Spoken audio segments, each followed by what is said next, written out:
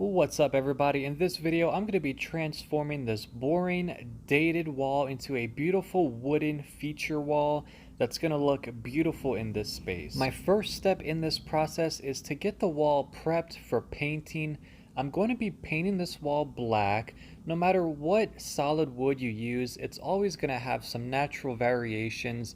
They're never going to line up perfectly, so I will be painting this black just to make sure that the cracks that are there will not have a bright coat of white or off-white behind it.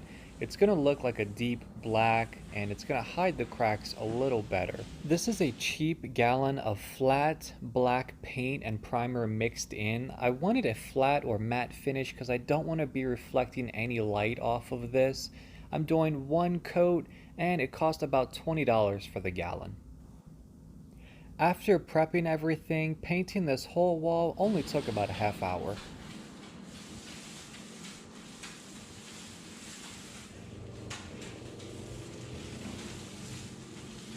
There's several different philosophies to take when considering this project. You can do anything from buying a sticker product that just peels and sticks to the wall.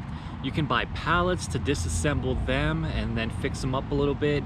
You can buy a wood composite that's just ready right out of the box to either glue or nail to the wall. I'm doing something sort of in between all of that. I decided to go and buy 6-foot planks, 6 foot by 3.5 inches. I'm going to be hand staining these. There's a little bit of work to do in order to bring them up to a plank that's ready to work with. For example, you have to cut off all of the tails. In addition to that, you have to remove all of the staples and barcodes that's attached to it. A little bit of labor, but not nearly as much as working with real pallets. I bought 4 different stains, different shades, some lighter, some darker. I'll be able to play with the stains, make a bunch of different variations, and then go from there. Jumping right into staining the wood here, I decided to use the cheapest brush on the market. This is about a 97-cent brush. I had a few other options when considering what to use to apply this. I probably could have used a roller or a piece of cloth to dab it on. I know this would not take any sort of foam or sponge. The wood grain would just tear that up, I'm sure. I decided that this feature wall was going to be more of a wood palette look as opposed to farm wood or something with all solid colors. I really wanted to get a lot of variation in the wood, which is why you're seeing me doing some patterns that are more sort of like oil spills or splatter patterns, in addition to having some of the bold, solid wood planks. Really, I just wanted a good variation. And with a cheap paintbrush, I was able to accomplish that. Aside from staining the wood, I also had some white paint, so I wanted a couple of planks that were white. I do have plans to distress these a little bit, sand off a little bit of the white paint.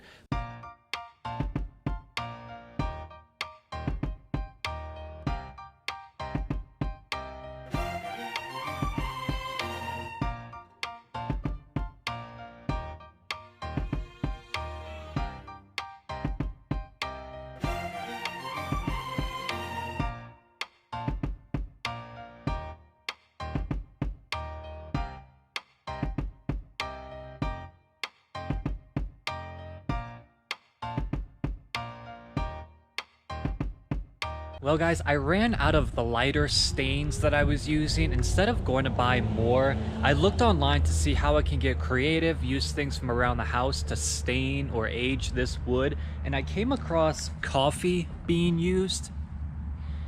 It does take several coats, but it's literally as easy as taking old coffee grounds, putting some hot water on it, and then just spreading it over like you would any other stain.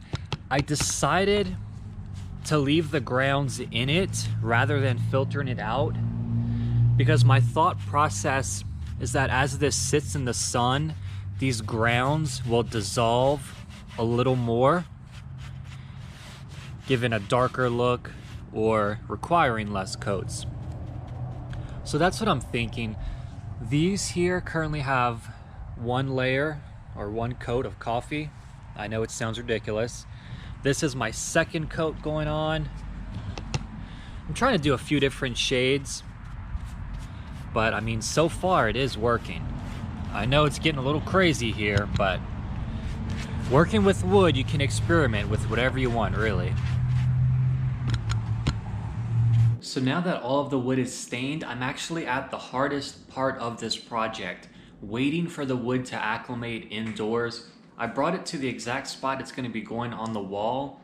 Need to make sure this acclimates properly because this wood will shrink just a tad bit, and that's going to cause gaps and it's going to look a little off. I'll show you footage of my project I did 2 years ago in the basement. I didn't let the wood acclimate and it did shrink. You can see the cracks here. This was not intentional. And on this project too, I did not paint the boarding behind it black, and you can see the board, the frame, the insulation. That was not my intended look, although it still looks good. I don't want that to happen in here. I'm only gonna let this sit for 4 or 5 days. That should be enough.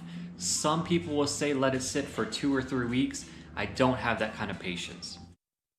A cheap stud finder is definitely a necessity for this project. You can see me here just marking both sides of the framing behind the drywall here. I then took a strip of blue tape and just marked that from top to bottom. And of course I did double check to make sure that stud runs complete vertical. So here's what the finished product looked like, more or less. If you're considering doing this project on your own, I would highly recommend going to view more professional how-to videos regarding finding these studs. So I made a little bit of progress yesterday. I'm using 2 different size of nails here. This is a 2-inch. For these longer pieces or a full board, I'm trying to get it inside of at least 2 studs. Smaller ones, I'm getting in at least 1 stud and then using shorter nails. Made pretty good progress in just about 40 minutes, but I'm noticing I'm gonna have to lay out these boards and really get a good look at what shades I have. I don't want too much crowding of a particular shade, and I can't just sift through these every time I need to pick a board. So I'm gonna move everything here and lay out all these boards.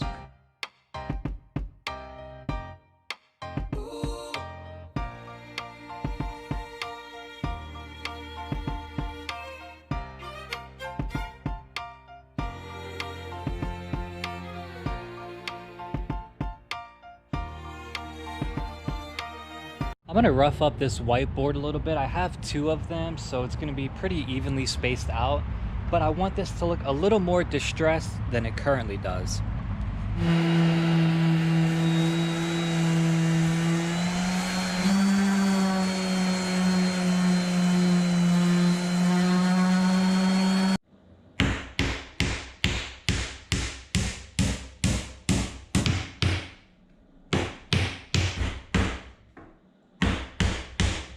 Well, my daughter decided it was time for a nap, so I have to take a break from all of the hammering for now, probably not for too long. But while I have time, I'm gonna try to fix up this baseboard a little bit. I do want to reuse it because these are kind of a pain going to Home Depot or Lowe's and try to match this perfectly. This is original to the house, so it's now probably 16 years old. I'm sure they have this exact one, but I think all this needs is a light sanding and then a repainting. I pulled the nails from the back. This should clean up nicely. So at this point in the project, a lot of this is just repeating the same process, continuing to check the level of the boards as I follow down the wall. It's really just a matter of finding the right match for the next wood plank, cutting that, and then nailing it to the wall.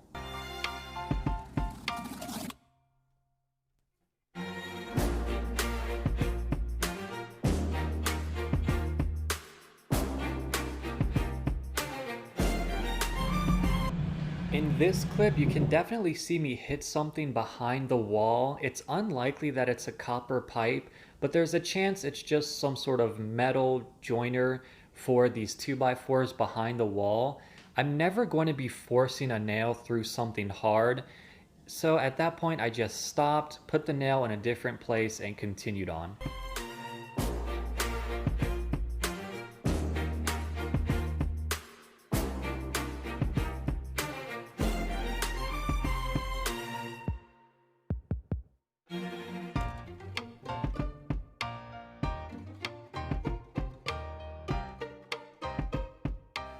One of the reasons I started at the ceiling with this project is because I didn't want to have to rip a final board for the bottom and be left with a very slim piece of wood. It would be concealed beneath the baseboard. I was able to clean up the baseboard nicely. It just needed a light sanding, a couple of coats of paint. After putting in the nails, I was able to punch those through a little deeper, fill those holes, and then even paint over that. So the baseboards look really good around this wall here. I was able to update the outlet covers to a nice brushed stainless steel, which I think matches better. And here's the finished product. I think it came out great. It took about 10 hours over the course of a week or so, and it cost less than $100. Very affordable project, easier than it looks. You just need a few tools to get this completed. Thanks for watching. Leave a comment below. I'll see you next time.